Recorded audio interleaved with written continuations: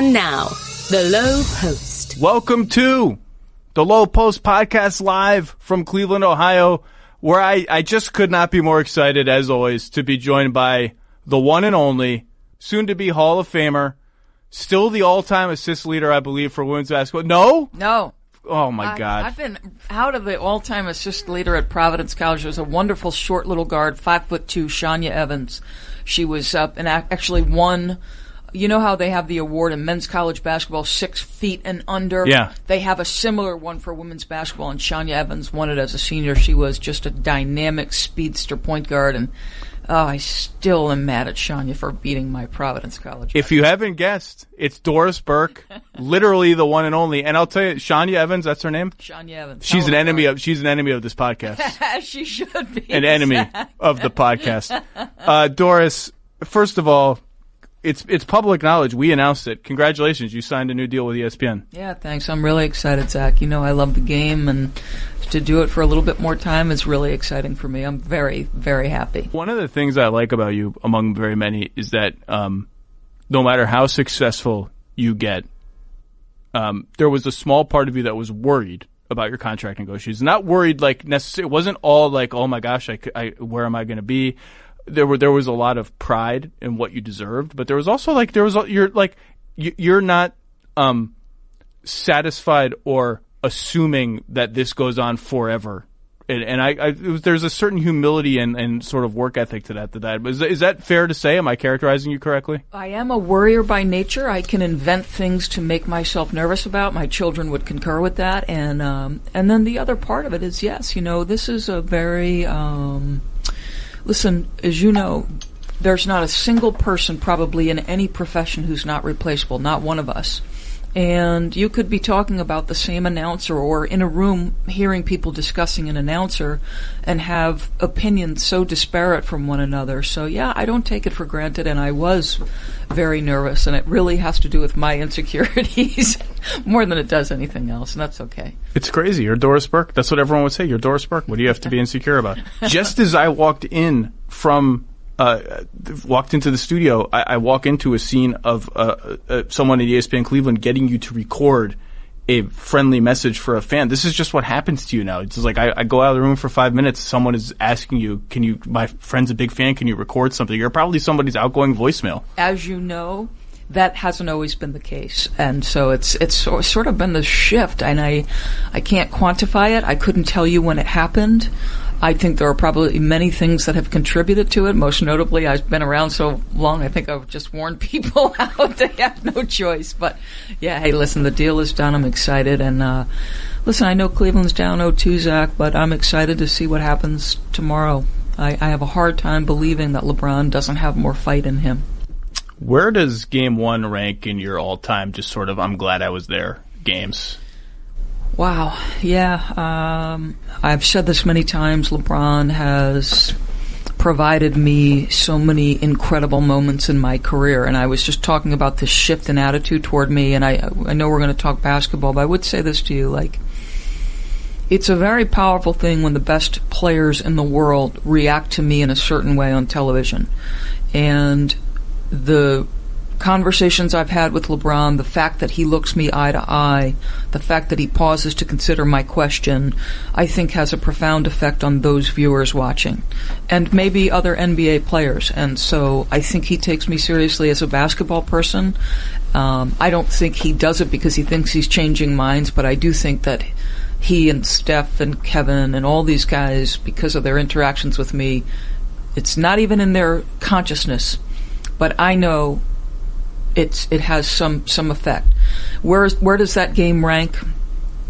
I mean, just to watch the 51-8-8 on the road, and perhaps with Houston coming off a 7-game series where to a man before Game 1, when we sat with Steph and Clay and KD, and all three men in an interview on camera admitted to feeling stress, pressure, and anxiety.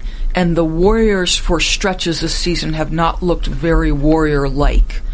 And Steve Kerr has been grasping and pulling and trying to find all the right notes and chords to play with his team. if the Cavaliers could have won that game, if the call is not overturned, and listen, I said this in a group I spoke to the Warriors staff, like the Cavaliers, and it's not like Golden State has never suffered from this, but in Game 1, the Cavaliers had a very tough whistle. Then you had the missed free throw, and then you had the JR brain freeze. So my point, that was a long-winded way of saying, where would we be? How different would the tone and tenor of this series be had all that not transpired? LeBron puts him in position to win with 51-8-8. It's this majestic, king-like performance, and those men who all admitted to feeling pressure and have to play every single night and be the shot makers and bad men that they are. Man, could you imagine? It was a majestic performance. I called it magisterial in my column. I don't even know if that's a word, but they let it slide. It was like he was so much better than everyone else on the floor, including 2 of the top 5 players in the NBA, other than him. Think about it. At the end of last season's series, we are talking about, and Kevin Durant believed, and I think rightly so, after what we witnessed from Kevin Durant last year, he had closed the gap. He sat in that taxi cab with Carrie Champion and basically said, I'm 1B, baby. And that line about, I feel like that was LeBron passing the torch to me. Come on, he had closed that gap. And now all of a sudden that gap feels wider again, doesn't it?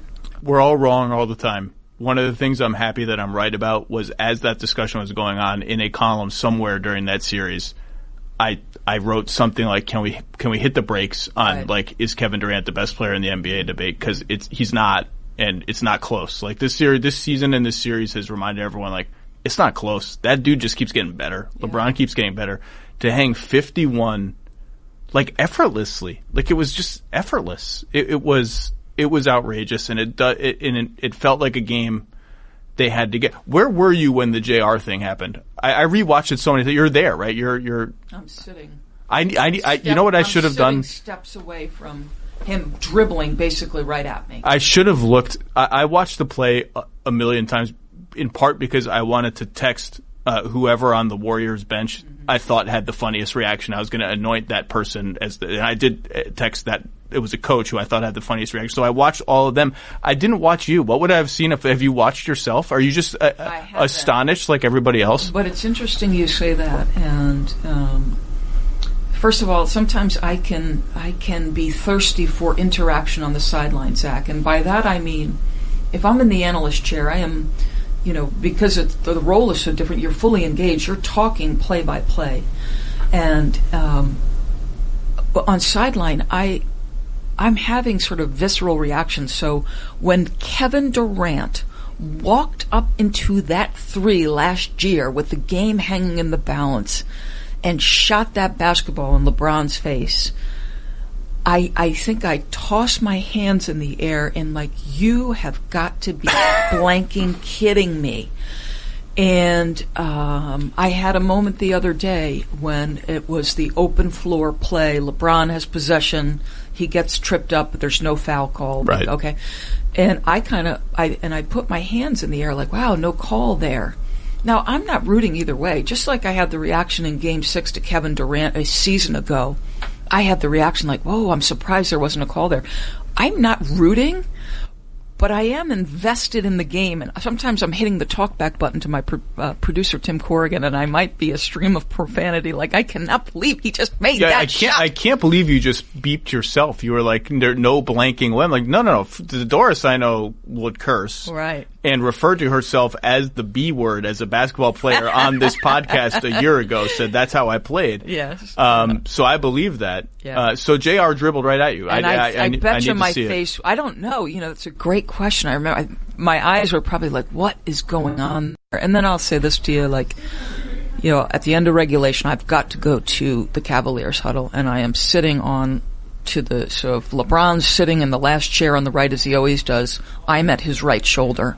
And usually Allie Clifton, the sideline reporter for the Cavs, and then Ramona, who's doing sideline for ESPN Radio, all three of us are watching what's transpiring.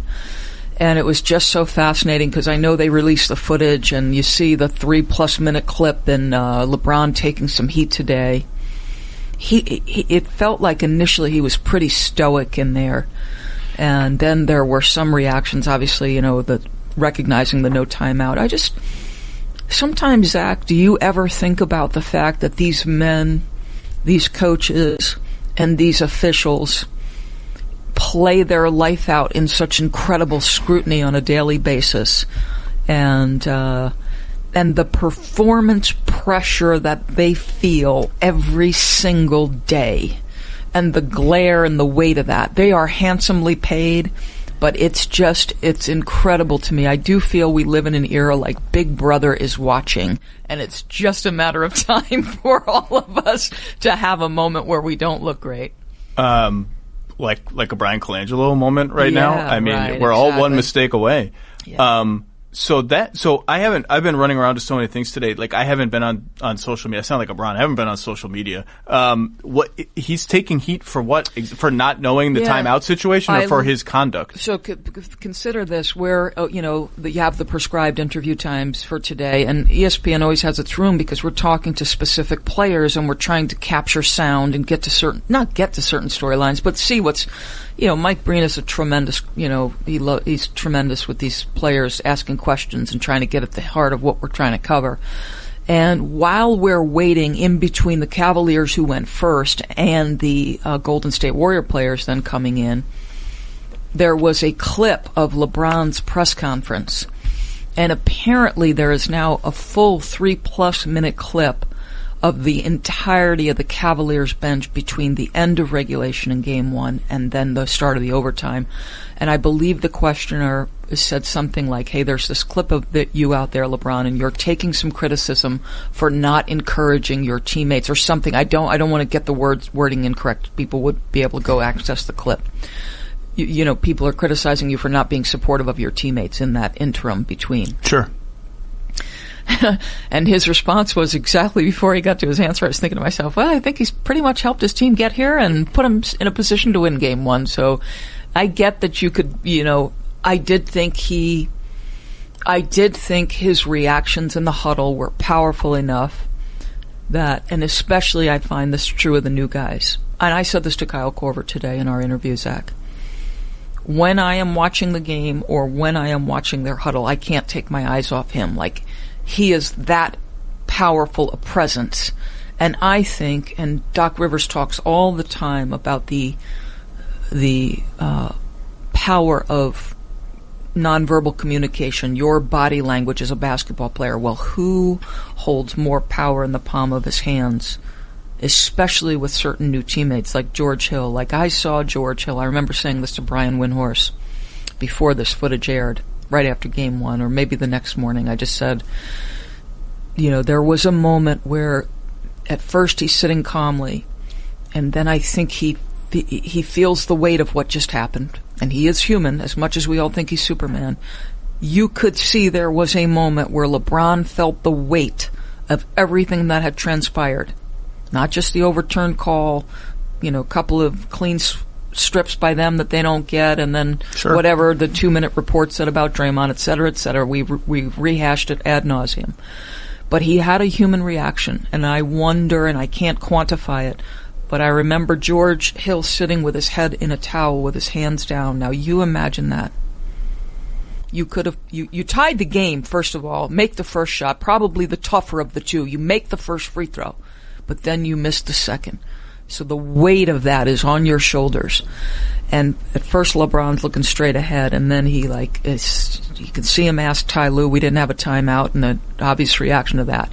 But there was a moment where I saw George Hill sort of glance, and you'll see this in the footage. He just side-eyed LeBron, like, how's my man reacting over there? Are we all right? And maybe it was around that time, but I do remember around the time where LeBron reacts about the timeout and slumps in his chair. Mm-hmm. JR and I think Tristan kind of tap George Hill on the knee as if to say, hey, it's all right, man. We missed free throws. Everyone missed. It's okay. Correct. And huddles are weird things. We have this sense that huddles should be constant communication and lifting each other up. And like what happened in that huddle, it's not like I watched them all. You watch a lot. It didn't seem unusual to me. And even the coaches, like people are starting to realize now, because you see it in the backgrounds of the coach interviews, they all just walk out into the middle of the court and talk to each other for like 90 seconds and then go in, and it's not this big, everyone's yapping at each other, discussing the X's and O's and the strategy. Like, sometimes it's just a bunch of dudes waiting for the commercial to end. That's exactly right. And I'll tell you how long they are, because we had to start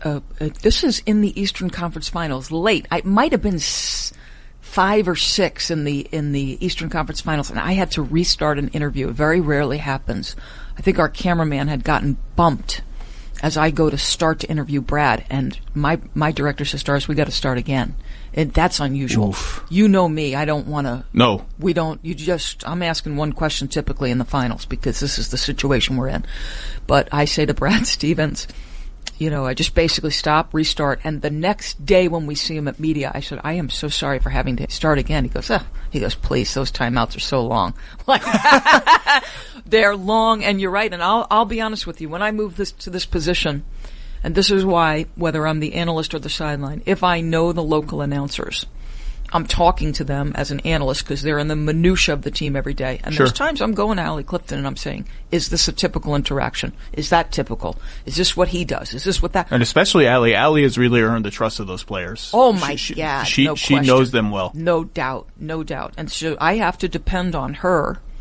And she's like, oh yeah, this happens all the time. But you're right. It's not what you think happens. They're long.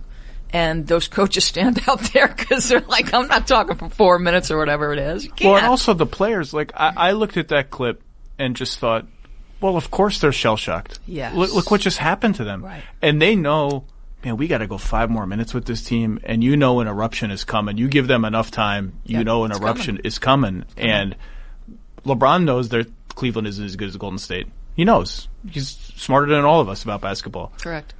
He knows that when you get that close on the road, you got to get it. You just got to get it to have a chance to win the series. You win that game, and all you got to do is win your home games. Yeah. You've done the single most difficult thing, and you did it in game 1. And to be heartbroken, like, but I get what people are saying about players are going to take their cue from him. He is the alpha of the NBA. I mean, I know. For everything. I mean, I know it seems like 5 years ago, but when the league was worried and embroiled in a sort of preemptive controversy about what's going to happen if somebody kneels for the anthem at the beginning of the season, and we have this rule on the books that you have to stand for it, they were very relieved when LeBron came out and said, I'm going to stand. I make my social conscience is directed in other ways, off the court and all this stuff. Everyone in the league office was like, because everyone else is going to listen to LeBron. Whatever LeBron does, everyone else is going to do. Yeah. So maybe he could be more supportive, but I saw a team that was collectively But, I mean, like, it's not like J.R. Smith is sitting there showing contrition and apologizing, and he's just sitting stone cold silent, too. Listeners, I like any product that saves me time, and I've never actually been in a position where I could hire someone, but I can't imagine the exercise of sifting through a gazillion applications, wondering, did I post my job on the right job site? Oh my gosh, there are 4,000 job sites. This is going to become an ordeal. ZipRecruiter is a smarter, faster way to do all of that. It saves time for employers. It builds a platform where they can find you or you can find them. It's very easy. ZipRecruiter learns what an employer is looking for, identifies people with the right experience, and literally proactively invites them to apply for your job. 80% of employers who post a job on ZipRecruiter get a quality candidate through the site in just 1 day. ZipRecruiter even highlights the strongest applications for the job so that you never miss a great match. They literally send them to hey, these ones might be better than the rest. Take a look at these. The right candidates are out there. ZipRecruiter helps you find them. And right now, my listeners can try ZipRecruiter for free. That's right. Free. It literally doesn't get any cheaper unless they start paying you, which I don't think ZipRecruiter is going to do. So you'll have to settle for free. All you have to do is go to ZipRecruiter.com/LowePost, the name of this podcast, LOWE post. That's ZipRecruiter.com/LowePost. ZipRecruiter is the smartest way to hire. Here's a little insider travel secret. There are tons of empty hotel rooms out there just waiting to be booked. That's why there's Hotel Tonight. Hotel Tonight partners with awesome hotels to help them fill their unsold rooms, which means you get incredible deals. And even though the name's Hotel Tonight, you can actually book up to a week in advance and up to 100 days in advance in top destinations. So download the Hotel Tonight app to start scoring better deals at better hotels now. Have you ever seen stuff in a huddle where you knew, I can't say that on television. What I just saw, I can't ever say on television. Or have you ever been looking at a huddle from your vantage point so close and had someone from a team say, you can't be here right now. Like this is too serious of a situation. All right. No, it's funny. They're now used to it, but I know this, and it's been a bit since I've had Rick Carlisle as a sideline reporter. I try really hard not to be within direct eyesight. In the past, I've tried not to be in direct eyesight of the head coach. I just wouldn't want to do that. But when I first started, I didn't know that, and so I'm in the direct viewing line of Rick Carlisle, and Rick is delightful to me and couldn't be more supportive. But he just basically goes, "Get out of there!" And I laughed, and it wasn't even that tense a moment. It was just like, "Get out of there! This is my space." But have I ever not said anything on TV? You know what, Zach? It's going to have to be, because generally speaking, I'm sideline on Jeff, Mark, and Mike's team. Yeah. And I just find what they say is so important and so compelling, and I have beliefs about the sideline role. Like, I don't want to be talking over live action. It's got to be so good for me to be in live action, because I don't think the viewer needs that kind of clutter. And I'm in no way diminishing the role I have. I'm just saying to you, there's certain things mechanically I believe are correct and incorrect about the position. But I would say I would be careful. I'm never going to talk strategy. Right. Because it's just inappropriate. Is that unspoken, or is that explicit? No, I would assume that's pretty explicit, because, we can't run wired of a strategy. But it would have to be pretty compelling, particularly in the Eastern Finals or West Finals or the Finals. I mean, I remember Stephanie Reddy, who is sidelined for Charlotte and was in an analyst role last season.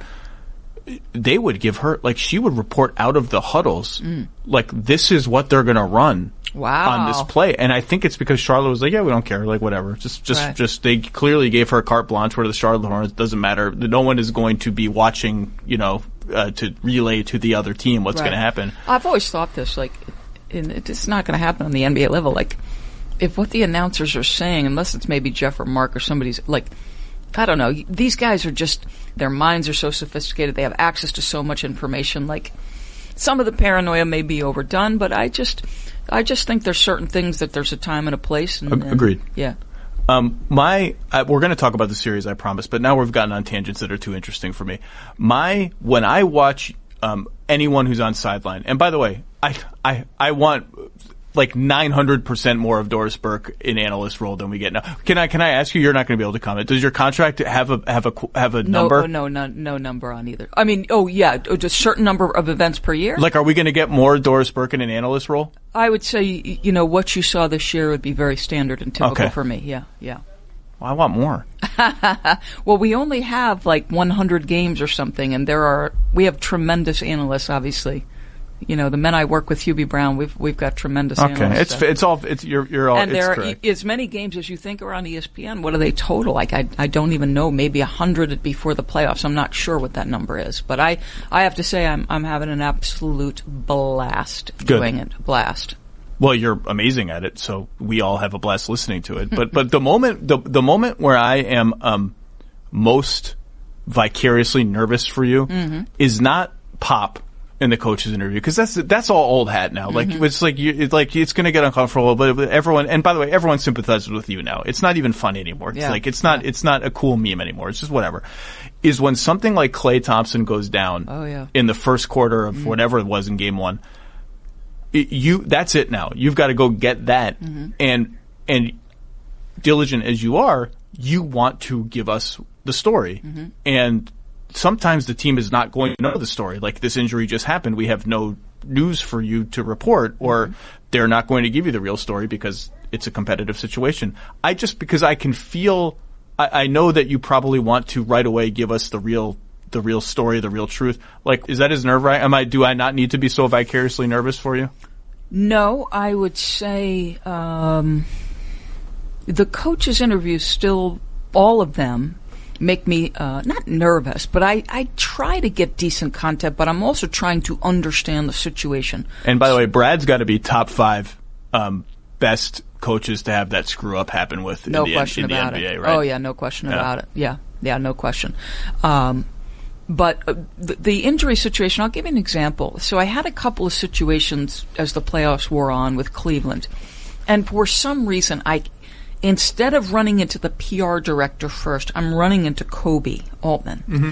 And Kobe was nice enough to give me the information. And then on the play where Kevin, my first thought was, oh my God, that's a concussion. And Kobe kind of brushed by me and he wouldn't say anything, and I'm like, okay, I know what's going on in Kobe Altman's mind. He would want to tell me, but in this instance, he's got to be hyper vigilant about what it is the Cavaliers say. Sure, if he says the C word, then they're under scrutiny immediately. Bing, bing, bing. And the other thing is never speculate. What I can do, there's a difference between speculation and observation. So we're always taught on the broadcast, never speculate. You might think, I remember watching Mark Jones. Was it Kobe? No, it was the DeMarcus Cousins game this year. So I'm watching Mark Jones, who is for people who don't know, he was a tremendously successful basketball player in Canada. And Zach, he basically knew that Boogie had blown his Achilles. And he could not speculate, but he basically, through the power of observation, said, if you've seen somebody blow their Achilles, I'm not saying this is what he did, but it certainly looks like that. And so I'll tell you this. There was the game in the finals where, I think it was the finals, maybe it's the West Finals, where Steph Curry took the fall, and they're on the road, and I see them sort of doing an eye test with Steph Curry through a crack in the door that just happened to be open as I'm coming by. Now, I can report that. Sure, you saw it. Right, so it's observational as opposed to speculation. For me, it's always about, is this worthy? Should I say it? I would say you're 100% correct. Those are anxiety producing. I'll tell you one that drove me crazy. Ooh, now I'm excited. Yeah. And it caused, some consternation with me and our group, and then we were in San Antonio on the great air conditioning blowout game. Mm-hmm. I was not at that game. And trying to get information as the sideline reporter from the building, or, San Antonio, who was obviously the home team, was very difficult. And it was difficult, I think, in essence, because they were trying to figure it out at first. So what I switched paths, and I downloaded a temperature gauge onto my phone and tried to see, could I measure the temperature on the interior of the building. Like, you're trying to zig and zag as a sideline reporter to figure out, okay, I can't get information from over here. And then it led to dialogue with the league afterwards saying, listen, I'm not trying to break news here. Everybody in America, the people in this building are feeling the heat, and everybody in America is watching. Communication would be nice to our fans. What is happening in the building? And so that was one that I'll never forget. When did you obviously you played at a high level in college. You wanted to stay around the game, whether it was coach, broadcast, and I believe I've read your backstory so many times I'm going to forget the details wrong, but there was a radio broadcast you got thrown into kind of last minute that triggered a lot of this, I think. It was Providence College women's basketball. I left because I was getting married. And I get married, and I can't remember. I may have been pregnant with my first child, and they put Providence College women's basketball on radio, Zach. And honest to God, thank God it was radio, because if they ever put a red light in front of my face, I would have froze. Well, that's what I was going to ask. Did you know, like, I'm a good talker? Did you already know, like, the talking about the game is something I can do? Or did you ever think, like, writing about the game might be something I can Never. do? Like so not in a million years. I thought I would be a high school teacher and coach. That's the God's honest truth. I remember that.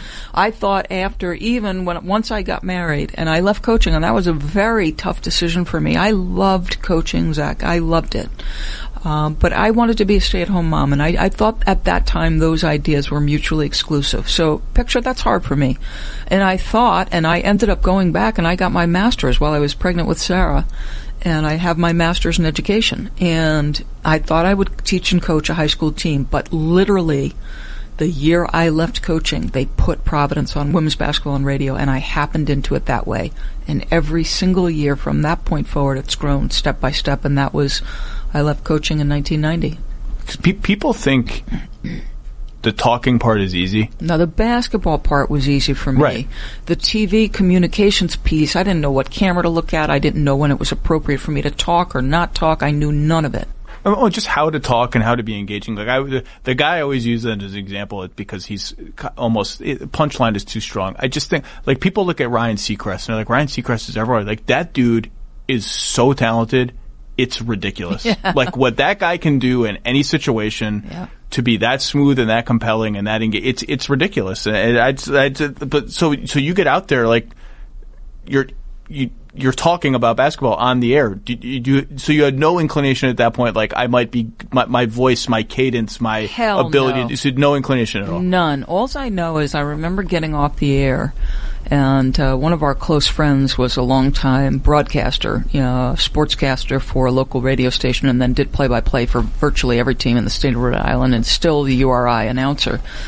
He said, "You were really good at that." And I'm like, really? And he said, yes, you were very good. And he's the guy who helped me. His name is Steve McDonald. He's the guy who helped me, put the game board together and this is how you do it and this is how you prep and that sort of thing. And so the basketball, part was the easiest part. It was the mechanics. I wasn't a communications major. I was someone who would be terrified normally when you see the red light come on. And so all that took time to get used to. All right, guys, there is a huge difference between an off-the-rack suit and a made-to-measure suit. There is literally no comparison. A made-to-measure suit takes more time, it takes more effort, sometimes it takes more money, but it is worth it. And Indochino, the world's largest made-to-measure menswear company, is here to shrink that time, money, effort gap and make a made-to-measure suit easier for you to do. They also do shirts, by the way. They'll measure every part of your body. They'll do everything. You can either go into a showroom or you can do it online, but they'll measure everything and they'll let you pick from a selection of high-quality fabrics and patterns and personalize every detail of a suit, the lapel, the lining, throw a monogram on there. You can go to a showroom like the old-fashioned way, or you can go to Indochino.com and pick everything, submit your measurements, and then a custom suit will arrive literally at your house. And this week, my listeners can get any premium Indochino suit for just $379, which is ridiculous. A made-to-measure suit can cost you $1,000 plus easily. All you have to do is go to Indochino.com and enter Lowe, Lowe, my last name, the name of this podcast, at checkout. That's at least 50% off the regular price of a made-to-measure premium suit. And shipping is free. Go to Indochino.com, promo code Lowe, Lowe. And again, $379 with free shipping. How can the Cavs get back in this series? And more to the point, they clearly made a decision halfway through game one, so we're just going to switch everything. We're going to switch everything. We're going to switch Kevin Love onto Curry. We're just going to live with the consequences, keep it simple, switch everything, and Curry torch them. Torch Kevin Love, torch Larry Nance. The Warriors are scoring 124 points per 100 possessions, which is just astronomical. It's ridiculous. You need to hold them. Now, they're a great offensive team. You need to hold them to like at least their average to have any chance. Right. But think about this, Zach, and this shocked me when I looked at the numbers. So if they're attacking Kevin Love, I think the number was 32 times. They switched it 22 times, right? But if you look at the points they scored in those pick and rolls where they attacked Love, in game one, I think it was 1.27, or maybe it was even higher than that, per possession in those.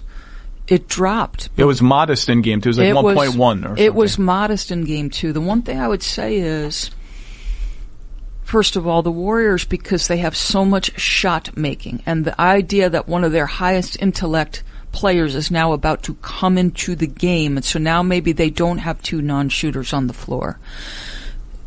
I'm talking about Andre Iguodala. They have so much shot making and so much play making that they don't ever afford for you an opportunity to relax. So I was watching those 32 times where they're attacking Kevin Love. And the number did drop precipitously, and I would bet that they're going to have to be incredibly decisive at the point of attack of that screen. You know how coaches say early, loud, and continuous, and they're talking about communication on pick and rolls. And if you're switching, the first play of the game was the slip by JaVale McGee, dunk. Like, it's got everything. The two men involved in the screen. If you're the guy that's defending the screener, you've got to be physical and get him pushing into that screen. If they're going to the screen, you better, be talking and be pushing into it and be aggressive at the point of attack. That's the first thing you've got to do. And then, you look at some of the rotations, because what has Golden State preached and preached and preached in this? They have preached, make the next play. Look at the drastic difference in games for Kevin Durant and his efficiency, game 1 to game 2, and the higher number of assists. If the Warriors just continue to get to the next play, and if Andre Iguodala's back and as steady as Sean Livingston is, they're always going to get to that next play. Why do you think they were the monumental favorites coming into this? Because they have so much shot making and playmaking. Is Cleveland as comfortable as they've ever been in maybe the 4-5 matchup? Are they playing at times 2 non-shooters, Golden State? Yes. They've still got 3 of the baddest men on the planet when it comes to shot making. Shoot, you had a less than 100% Klay Thompson, and he comes out blazing in game 2. Klay's incredible. Klay's, how can you not love Klay? No one doubted he would play. Everyone's like, Klay'll play. Maybe he'll be a little bit. Clay's an Iron Man. He'll never. What do you think, by the way? What do you think they should do defensively? Well, I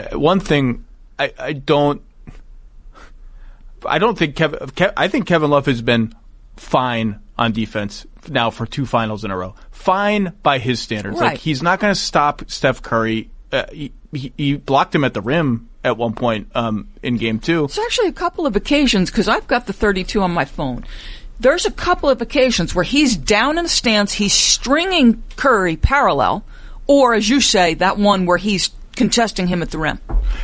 He's been adequate. Like, he isn't the reason why they are struggling defensively. He's not helping just because of the limitations of his feet and his speed and his verticality. Like, he's just... But don't you need him, Zach? He's your next best option shooting. This is what I'm going to say. Like, the idea that the solution is to play Kevin Love less is crazy. It's because ridiculous. They are not... Their backup is Jeff Green, who's not as good. And Jeff Green is more mobile. I get it. He's quicker. He's not a good defensive player. It's not like you have...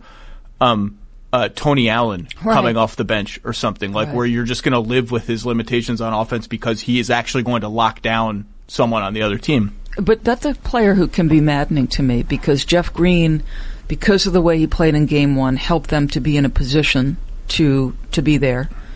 And then the story of his career, as badly as he wants it, as much of a professional as he is, you didn't feel him for long stretches in game 2. And that, to me... If you just listen to coaches over the years, what's the one thing they value as much as any, aside from talent, obviously? Like, consistency. What if I look at this player and I know this is what I can get from him on a night-by-night basis, as opposed to, say, a JaVale McGee, who sometimes I get the feeling with Coach Kerr, it's, I'm going to play him. I'm going to know almost immediately, is this going to be a good night or a bad night, and then I can move on accordingly. But there's that's still, I can read what's happening. Where I don't think with Cleveland, you could go down and say, I know definitively tonight I'm getting X. We just did the jump with Terry Rozier, and I told him this, and I wrote it. Like, the amazing thing about the Celtics was that they had no such players. None. Even the teams playing now, as you said, have even the Warriors have guys where you're like, Jordan Bell. What are you going to get? Even Andre. Like, is Andre going to shoot tonight? Right. Is Andre going to just pass up every open 3? Is he? You just have guys and like the Celtics had nobody like that. Everybody was ready for them. Now they may miss shots, like they missed 9,000 shots in Game 7, but they're going to take them. They're going to take them when they should. They have the courage to take them. I have a question for you, because you just sprung an idea. And I've heard Jeff Van Gundy reference this on multiple occasions, and it's just because you said the Celtics, who seem to have built their roster around what works in today's NBA, long athletic wings, great switchability. Okay, so we are in an era where there's so much switching in the NBA. what does that mean? What's the next thing you value in an offensive player? Like Jeff keeps saying, you're going to need people who can put it on the deck and get by and make the next play. And so is that the next great thing of value in the NBA? I don't know.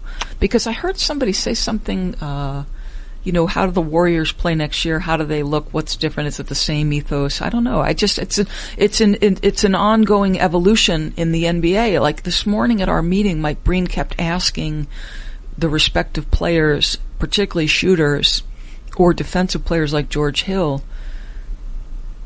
we're in a different era. Like George Hill said, we've always been taught defend from the paint out. It was like George Hill still reluctantly wants to guard the three first. Right. Because it's been pounded into his life.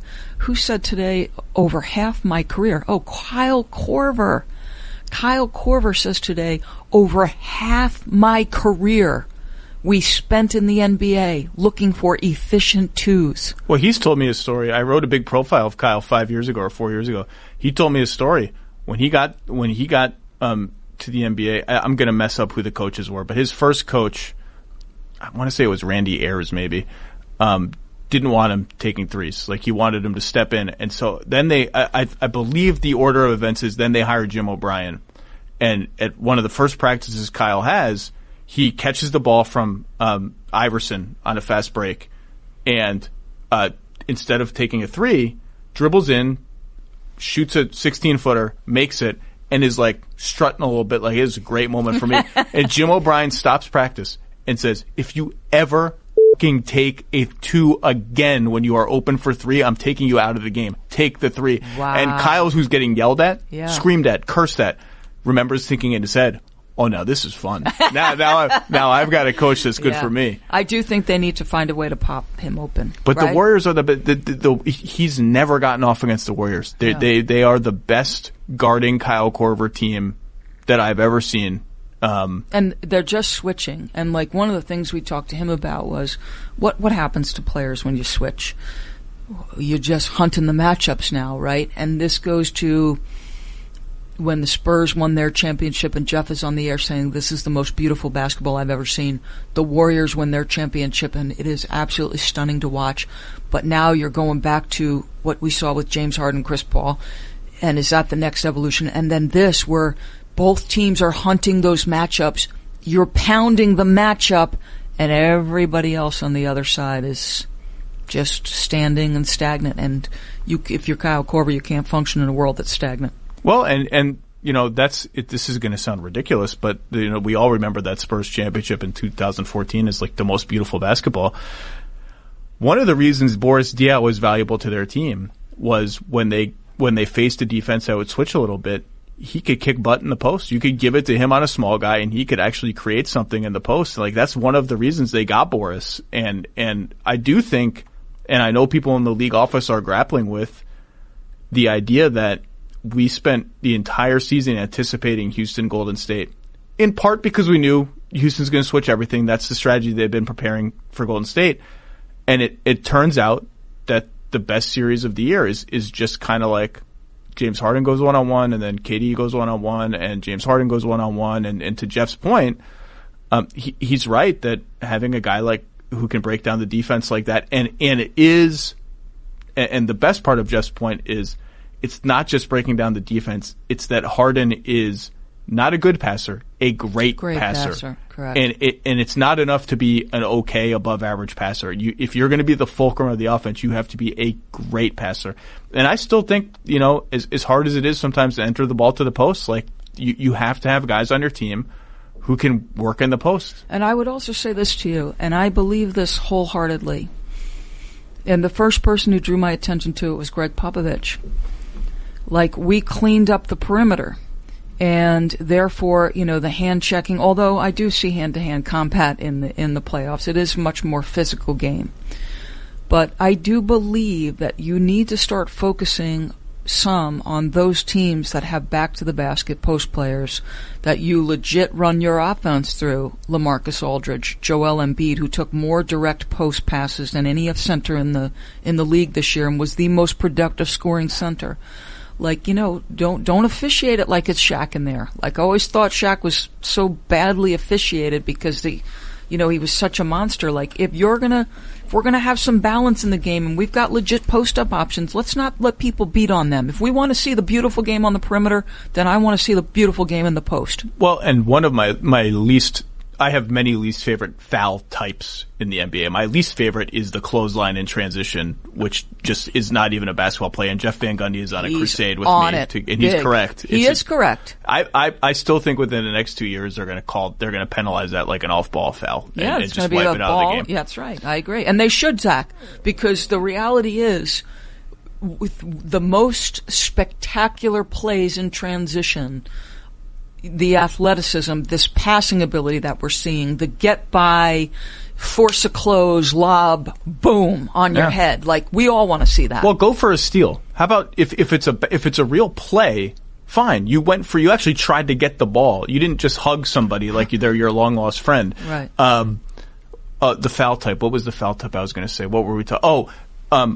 When a big guy on a switch posts up a guard, and either the guard falls over or the big guy kind of hits him in the chin or throat or chest with his elbow, and it's an offensive foul. What?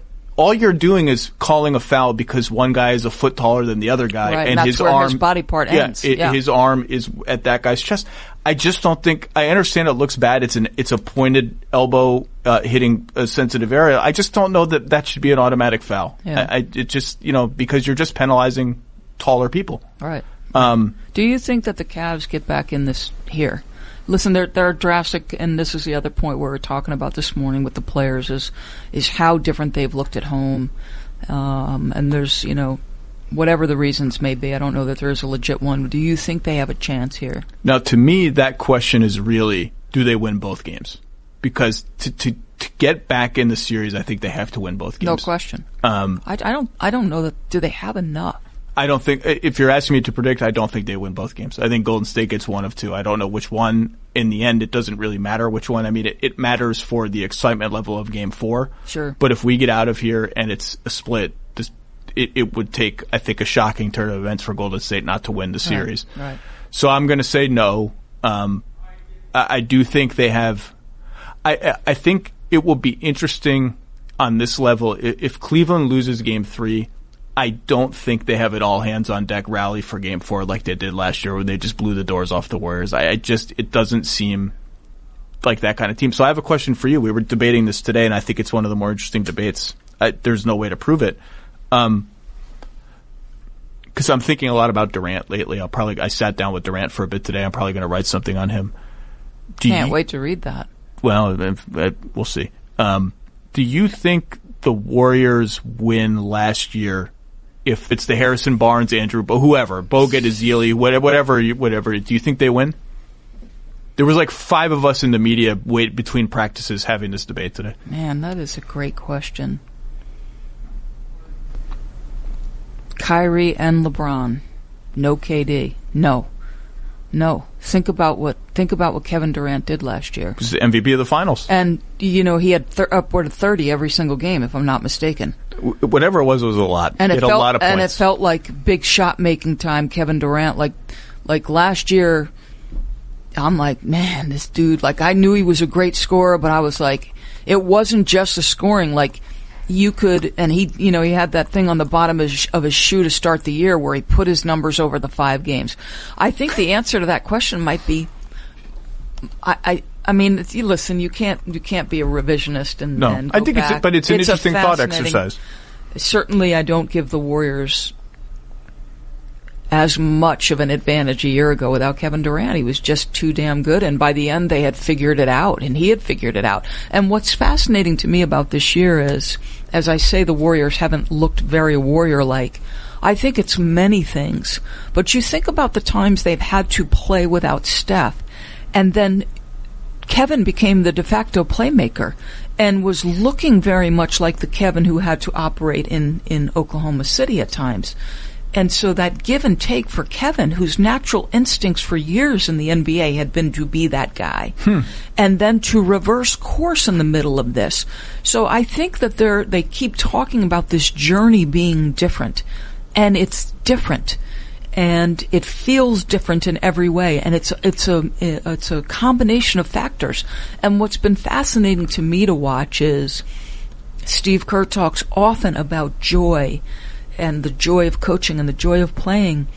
This year's been harder for him, a lot harder, and to have to watch him struggle and pull and try to reach this team in different ways, like that's the human side that is as fascinating to me as the basketball side of this. It was unanimous among the very small group that I was talking to, not including me, that the Warriors would have won. Really? Because? Because the Cavs were so bad defensively, and the Warriors with Harrison Barnes were still an all-time great team. The argument for that is the first two games of the series, which the last three were all close and included the only Cleveland win. The first two, the Warriors won at Oracle by 40, 50, whatever combined, by a lot of points combined. And so you kind of forget those two games because they were so bleh, and the last three were so exciting. But those two games exist. They're on the record, and they feel like games like that might have been a 2-0 series with Harrison Barnes.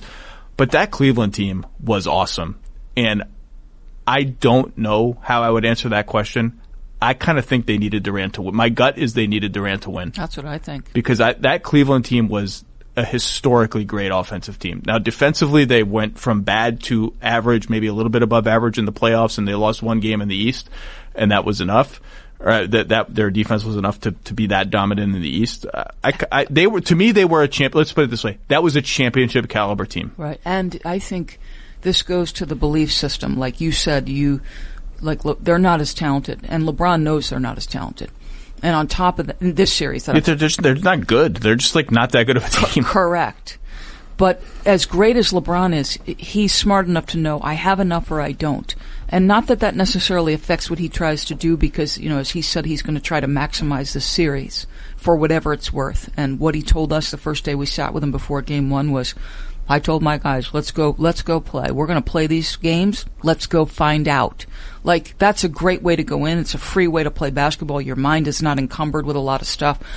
But what would the belief system have been in the Cavaliers locker room with no Kevin Durant putting 30, 7, and 6 on the board every game? It's true. Come on now. That feels different, and they know. Yeah. You look competitor eye to eye, I'm going, yeah, I can match up with him. That feels different a year ago. And you can't be revisionist. It's an interesting argument to have anyway. You've got to go. There is one question I wanted to ask you about your job. I said that there was a situation that made me vicariously nervous for you, and I forgot about another one that makes me way more vicariously nervous for you. Okay. That is coming up soon. Yeah. When do you start thinking about the podium? The championship podium. The whole arena is here listening to me podium. Right. First of all, thank you for saying it that way, because that's not the context within which I think about it. Oh, sorry. Yeah, it's okay. No, I will, as the series winds to a position of somebody's close to closing, and that's difficult in a 7-game scenario, because then I've got to formulate questions on both ends, but I'll take you through my process. It's somewhat similar, but over a longer span of time as a game starts to wind down. So I knew I would interview Steph yesterday. So I have a piece of paper that I'm at my broadcast position. It's divided in half, and I'm basically, as the fourth quarter is unfolding, I might be listening something to Jeff or Mark or maybe a stat that Mike has given, and I might write that down because they're intrigued by it. And if they're intrigued, I'm intrigued. Or I might just be watching something and I'm going, okay. So all of a sudden I'm like, boy, he's at 8. Now he's gonna break this record.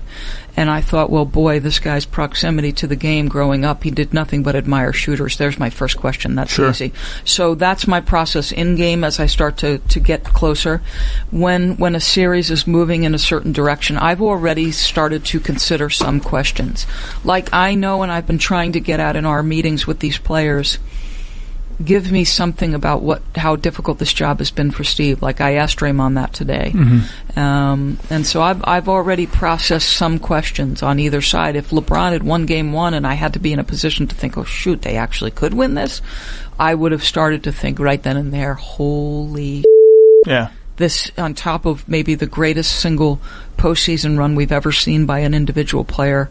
If he ever tops this off with a championship, which I wondered in LeBron's mind, did he think in the fourth quarter of Game 1, is this my destiny?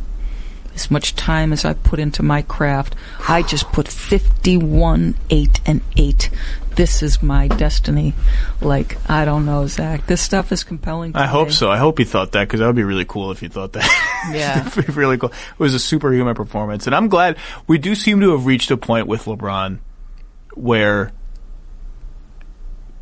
the legacy and narrative, which are two of my least favorite words in sports discourse, that discussion seems to have calmed to the point where everyone is not, they're not going to, people are not going to care if he ends up 3-6 in the finals or whatever it ends up being, or 3-7 or 4 and a losing record in the finals. It does feel like we've reached a point where we're all going to understand it's him and Michael and that's it. Correct. And he might end up better no matter what the record in the finals is. I asked an incorrect question after Game 7. In my estimation, I asked, and sometimes I will beat myself up over a question I missed as opposed to one that I asked, but like, I now think there was a very long stretch of time, including up until a point this season where it felt like every game that guy played was a referendum on his career. I now believe the referendums are over. It's over. It's over. Those referendums are over. There is no questioning. There is no debating. You're right. You're 100% right. Which is always, you know, and I've made this comparison in columns before, and including before the finals 2 years ago, and Windhorst very smartly wrote it a couple days ago. The Jerry West comparison has always fascinated me, not because they're equivalent. LeBron is a tier, he's in his own tier with Michael. That's it. But it always drove me a little mad that Jerry West went 1-7 or 1-8 or whatever it was in the finals, lost the finals a million times, and with the distance of time, earned the label Mr. Clutch. Like, we were able to look at the finals record and have enough, like, nuance in our brains to say, yeah, he was 1 and whatever in the finals. He's still Mr. Clutch. Yeah. I just never understood why in real time we couldn't do that with LeBron. Like, okay, he's whatever and whatever in the finals. Are you not watching him play? Like, are we really holding the record against him? Look at what's happening on the floor. Because to me, that's the power of narrative. Because narrative just gains momentum, and sometimes it's just, if you're not, like, one of the things I love about you is the amount of preparation that you do for everything you do. Well, it takes that level of preparation to not get swept up in the narrative. It's why, I will reach out to people I trust in the game when it comes time for voting All-NBA. I mean, I know what I've seen. There's times down the stretch of the season where I will ask NBA players, "Hey, can you help me on this one? You're looking opposite these men. You're competing against them every day. I need perspective on this." Like, I like to hear that from the men who are in between the lines. Like, that makes a difference to me. Or a coach, I'll call Jeff. Hey, or Mark, I need to know the answer to this question. What are your eyes seeing? Am I missing something here? Because that narrative is a powerful thing. And it's amazing to me how quickly narratives can build and set things in motion that maybe shouldn't happen. Preparation, right? Like, it's been overblown. You need to go. I've taken up too much of your time, Doris. No, it's always a blast. Thanks for having me. There are not many people in the NBA world that it blows me away that I get to have Doris Burke on my podcast. It's just crazy. Well, you're out of your mind. I love your podcast. You're always informative and fun, and I appreciate you having me. Congratulations on the new deal. Everyone is thrilled. Congratulations on the Hall of Fame. We will see you at Quicken Loans Arena tomorrow. Doris Burke, everybody.